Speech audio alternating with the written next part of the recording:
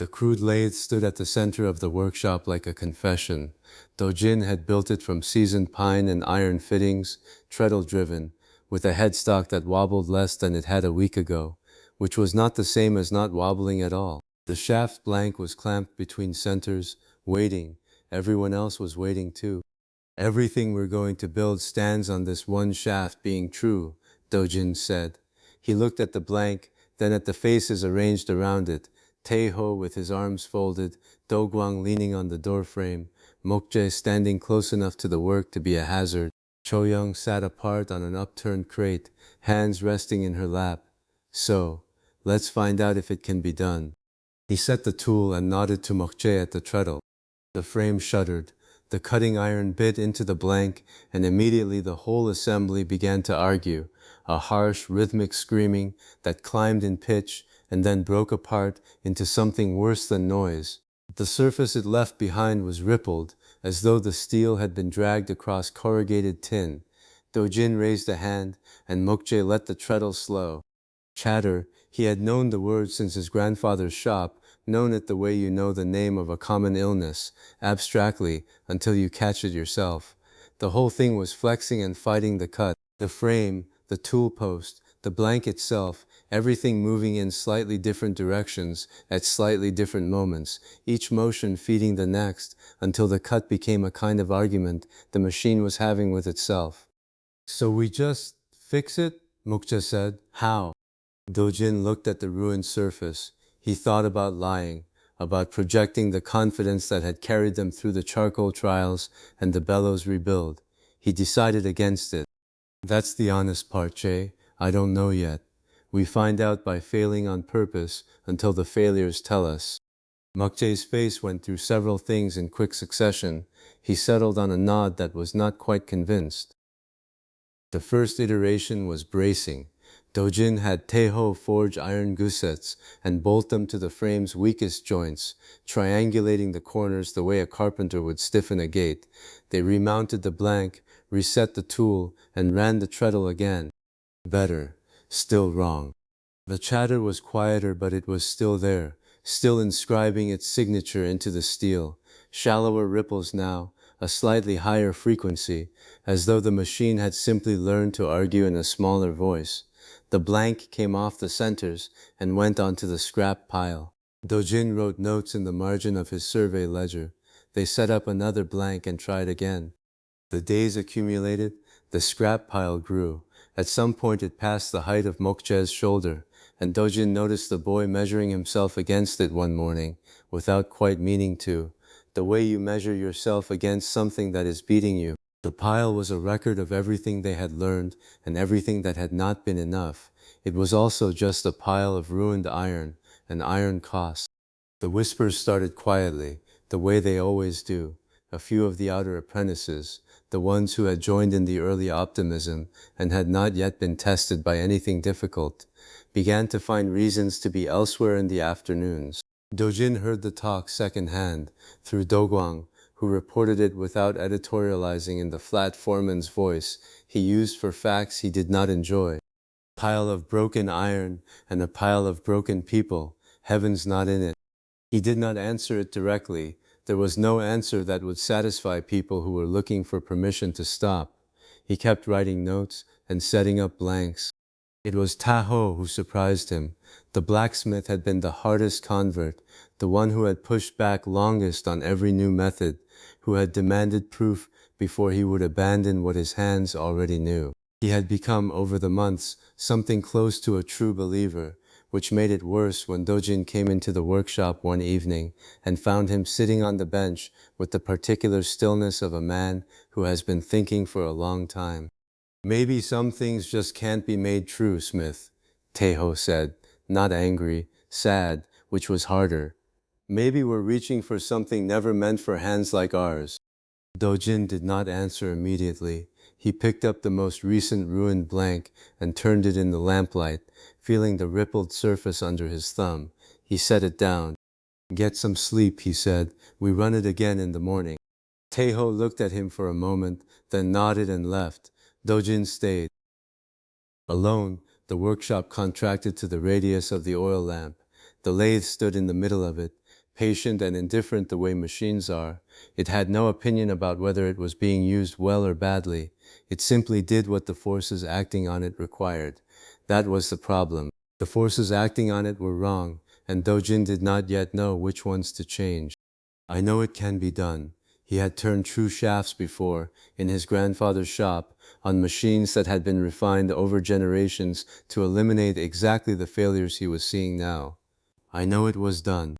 Somewhere in the long history of the craft, men with worse tools and less understanding had solved this. That's not the same as knowing how to do it tonight. He sat with that for a while. The lamp guttered in a draft from the door crack and recovered. The problem with knowing a destination is that it does not tell you the road. He had been reasoning from the answer backward. Chatter is resonance. Resonance has causes. Causes can be addressed. But the causes were multiple, and they were interacting, and every time he addressed one, the others shifted. The frame stiffness, the tool geometry, the depth of cut, the treadle rhythm, the mass distribution of the whole assembly, any of them could be the dominant factor on a given run, or none of them, or all of them together in some proportion he had not yet found. He was still sitting there when Cho Yeong came in. She did not announce herself. She rarely did. She moved through the workshop the way she always moved, with that quality of attention that was not quite sight, her hands trailing lightly over the bench edge, the frame of the lathe, the surface of the most recent ruined blank. Do-jin had stopped being surprised by her. He had started, instead, to watch what she touched and in what order, because her hands went to the things that mattered. She rested her palm against the tool post for a moment. Then she pressed two fingers lightly to the frame near the headstock. It digs, she said, then it lets go. Then it digs, same beat, like the tools bouncing. Do-jin looked up. She was not looking at him. She was still touching the frame, her head slightly tilted, as though she was listening to something he could not hear. Bouncing, he said, a rhythm. The thing that had been sitting just behind his thinking for 3 days moved forward into the light. Resonance. Not just flexing, resonance. The tool was not simply deflecting under load. It was deflecting at a frequency that the frame was willing to echo, and the echo was reinforcing the deflection, and the whole system was locked into a cycle that repeated itself with the precision of a clock. Same beat. He had been treating it as a stiffness problem when it was a frequency problem. Mass would change the natural frequency of the frame. Tool geometry would change the excitation frequency of the cut. And the treadle rhythm, the rate at which Mok Jae was driving the blank past the tool, was the input that was feeding the whole system. Young, he said, you just found it. She took her hand off the frame and said nothing. She sat back down on her crate. Do-jin worked through the rest of the night in the ledger, not sleeping, which was not unusual. By the time the others arrived in the morning, he had a list. Mass first. The frame needed weight, not just stiffness, but inertia, the kind that resists being moved at all. He had Tae-ho and Do-gwang pack the hollow sections of the frame with flat stones mortared in place, adding mass to the headstock end where the measurements showed the greatest amplitude of movement. It was not elegant. It worked on the same principle as a millstone, a thing heavy enough to ignore the forces trying to disturb it. Tool geometry second. The cutting iron was reground, a slightly more obtuse angle, a narrower cutting edge, a geometry that would take a thinner bite and generate less of the interrupted force that had been exciting the resonance. Do-jin did this himself, at the grinding stone, by feel and by the angle of the light on the freshly worked bevel. The treadle rhythm was the third element, and it was the one he could not fix in the ledger. That one required Do-gwang. The one-armed foreman had a gift for tempo that Do-jin had noticed early and filed away. He could hold a beat the way a drum holds it, not thinking about it, just doing it, the rhythm living somewhere below conscious attention. Do-jin explained what he needed, a cadence slow enough to give the tool time to clear its cut, steady enough not to introduce its own variation into the system, smooth, unvarying, the kind of rhythm that a machine would produce if the machine were perfect. Do-gwang listened, nodded once, and turned to Mok Jae. Steady Jae, same beat, slow is smooth.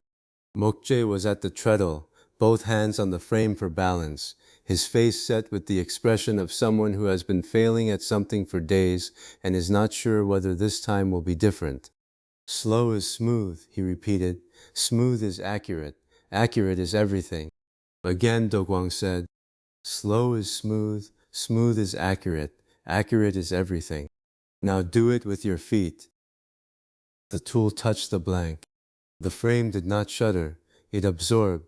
The stones packed into its hollow sections held their inertia against the cut, and the cut, narrower now, taken at a shallower bite, did not excite the frequency that the frame was willing to echo. Mok Jae drove the treadle in the cadence Do-kwang had drilled into him, slow and unvarying, and the blank turned past the tool at a rate that gave the steel time to part cleanly. A ribbon of steel peeled away from the blank, thin, unbroken, curling away from the cut in a single continuous spiral. The sound was different, lower, steadier, without the broken clock shrieking of the chatter. The surface behind the tool was not rippled. It was not perfect, but it was not rippled. Mok Jae kept his eyes on the treadle and his feet on the beat and thought, in the wordless way that the body thinks when it is doing something right for the first time, it's not screaming. Why isn't it screaming? He did not say it aloud. He kept his feet moving. Sarin measured. She had been there for most of the iteration runs, recording each result in her ledger with the same precise hand she used for everything. The date, the setup change, the measured deviation from nominal. Do-jin had come to rely on those records the way he relied on the three-plate reference surface, not because they told him what he wanted to hear, but because they told him what was true. She ran the measuring rod along the shaft, checked the readings at 3 stations, compared them to the reference marks she had made on the first day. Truer than the last by far, she said. She did not look up from the ledger, but still not true, not yet. Good, Do-jin said. She looked up then, because that was not the answer she had expected. We don't celebrate better, he said. We celebrate true.